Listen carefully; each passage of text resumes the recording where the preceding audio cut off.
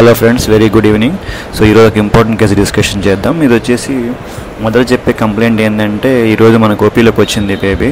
So మొదలు చెప్పే complaint ఏంటంటే, లైక్ లెఫ్ట్ లెగ్ అనేది అంత స్పాంటేనియస్గా మూవ్ చేయలేకపోతుంది బేబీ అని చెప్తున్నారు.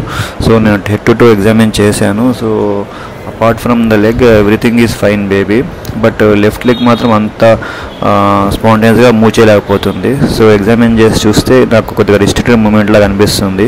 సో పట్టుకొని మనము స్ట్రెచ్ చేస్తున్నా కానీ బేబీ పెయిన్తో ఏడుస్తుంది. అంటే యూజువల్గా ఇలాంటి దాంట్లో మనకి మెయిన్ ఏంటంటే DDH అంటారు, డెవలప్మెంట్ డిస్ప్లేసియా ఆఫ్ హిప్ అంటారు. సో యూజువల్గా న్యూబార్న్ బేబీస్లో కొంత లైక్ 80 to 90% లాగా వచ్చే ఛాన్సెస్ ఉంటుంది.